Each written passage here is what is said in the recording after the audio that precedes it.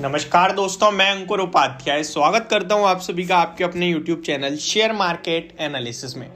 दोस्तों यहाँ पे आप सभी के साथ बात करूंगा आईटी स्टॉक्स के बारे में। देखिए आईटी स्टॉक्स पे मेरे पास कुछ कमेंट्स आए कि भाई प्लीज आईटी स्टॉक्स पे वीडियो बना दीजिए।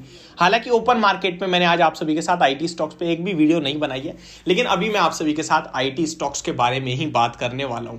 सबसे पहले एक दिमाग में जो लोगों के सवाल चल रहा है कि आज मार्केट इतना अच्छा ऊपर गई लेकिन आईटी स्टॉक्स में तेजी क्यों नहीं बनी, ये सवाल सबके जहन में, सबके दिमाग में। लेकिन इसका क्लियर कट आंसर ये है कि जो आपने थर्सडे, फ्राइडे और वेंसडे में मार्केट में एक शार्प सेलिंग, एक पैनिक सेलिंग और एक करेक्शन देखा है, वो आईटी स्टॉक्स में बिल्कुल भी नहीं था। मैं पहले की बात नहीं कर रहा, मैं केवल इन 3 दिन की बात कर रहा हूं। यहां पे गिरे क्या?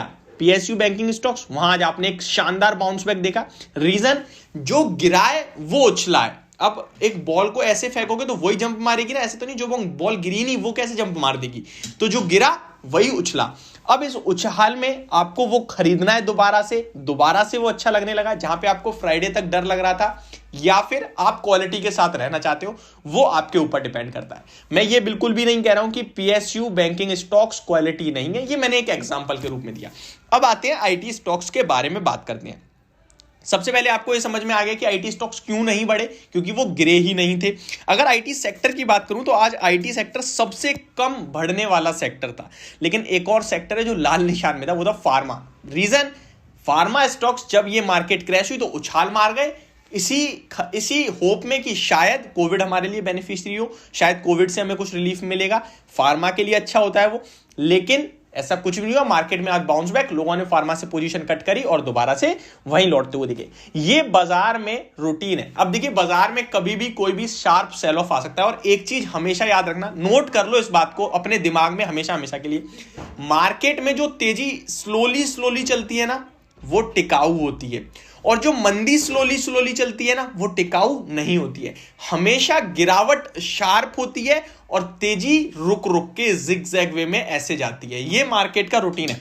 कभी भी इंट्राडे प्ले करो ना, तो वहां पे बाय साइड के लिए देखना हो तो 15 या 10 मिनट के लिए यूज करो कैंडल को, सेल साइड में 5 मिनट के लिए भी चलेगा, क्योंकि गिरावट शार्प होती है। अब आते हैं आईटी स्टॉक्स पे दोबारा से। मैंने आपको ये तो बता दिया कि भाई आईटी स्टॉक्स क्यों नहीं चले हैं। अब एक एक करके पर्टिकुलरली आईटी स्टॉक्स पे काफी सारे लोगों के अलग अलग क्वेश्चंस हैं। तो यहां पे आईटी स्टॉक की बात करूं तो एक स्टॉक मैंने आज आपको लॉन्ग टर्म के लिए रिकमेंड करा है, वो है न्यूजेन सॉफ्टवेयर टेक्नोलॉजीज। 358-59 पे ट्रेड कर रहा है। आई थिंक इसी लेवल्स पे मैंने आज रिकमेंड करा है। पहले लगभग एक महीने पीछे मैंने रिकमेंड करा था, 330 पे था, 380 तक के हाइस दिखाई स्टॉक ने। रिसेंट में दोबारा करेक्शन हुआ है। 500 रुपए का टारगेट है 12 महीने के लिए, आप होल्ड करिए, कम से कम स्टॉक बड़े बेहतरीन रिटर्न देगा। दूसरा OFSS, ये क्यों? क्योंकि वैल्यूएशन देखिए 6% की, तो dividend yield plus valuation wise सबसे सस्ता, और वो लेवल मुझे लगता है आपको दोबारा नहीं दिखेंगे। तो ये 2 स्टॉक तो आप लॉन्ग टर्म के लिए डाल दीजिए अगर आप वैल्यू बायर हो तो।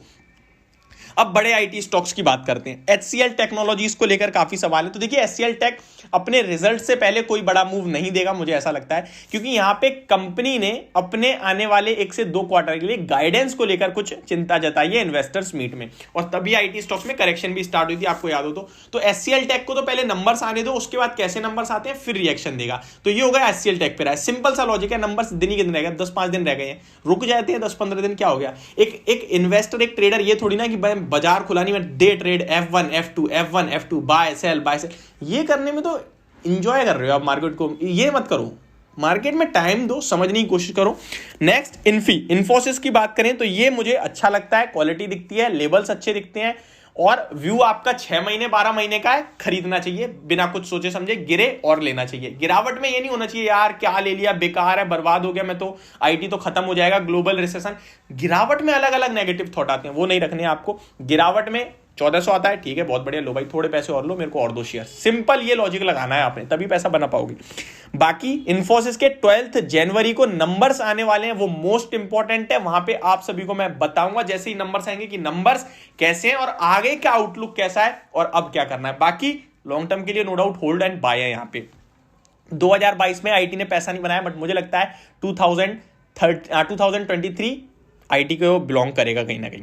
नेक्स्ट स्टॉक टीसीएस, इसने अभी तक रिजल्ट्स डेट अनाउंस नहीं करी है। माना ऐसा जाता है आईटी स्टॉक्स में टीसीएस और पूरे नंबर्स की जो आगाज है, जो शुरुआत है, वो टीसीएस ही करता है, बट टीसीएस की भी तो कोई डेट नहीं आई है, तो वेट करते हैं, देखते हैं कब आती है डेट।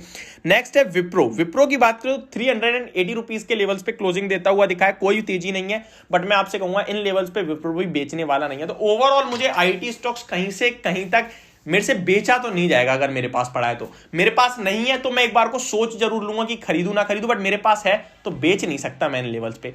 इन्फोसिस मुझे जो 25-26 के पी पे मिल रहा है, विप्रो मुझे 19-20 के पी पे मिल रहा है, टेक महिंद्रा मुझे 17 के पी पे मिल रहा है, एचसीएल टेक मुझे 18-19 के पी पे मिल रहा है। तो मैं इतने सस्ते नहीं बेचने वाला हूं। जो लोग कह रहे हैं वैल्यूएशन खराब है, महंगे हैं, वो जाके देख लें भाई कि आईटी स्टॉक्स अच्छी खासी catch rate, debt free company है, वो भी आपके लिए 3 to 4 टाइम्स की बुक वैल्यू पे ट्रेड कर रहे हैं। तो इससे सस्ता आपको नहीं मिलेगा। इससे सस्ता ढूंढ रहे हो तो शेयर बाजार छोड़ दो। अब यार मार्केट में कोई प्रॉब्लम आ जाए, उस वजह से गिर जाए तो कोई भी गिर सकता है, लेकिन क्वालिटी अच्छे लेवल पे हमें तो इतना पता है कि आईटी स्टॉक्स में अगर 25% की टॉप से करेक्शन हो जाए, खरीदना शुरू करना चाहिए। अब ये थोड़ी पता है भाई विप्रो 40% गिर जाएगा, उम्मीद से बढ़कर हो जाएगी गिरावट, वो थोड़ी पता है, लेकिन हमें इतना पता है रिट्रेसमेंट विप्रो में, आईटी स्टॉक्स में 25% का होता है। तो अपना सिंपल फंडा है, जो करेक्शन है वो अच्छी हो चुकी है, कंसोलिडेशन अच्छा हो चुका है, time wise plus price wise दोनों में ही करेक्शन हो चुकी है, लेने के मौके ढूंढे। तो ये मेरा व्यू है आईटी स्टॉक्स को लेकर। होप आपको वीडियो समझ और पसंद दोनों आई होगी। Thank you so much for watching this video. Have a great day guys.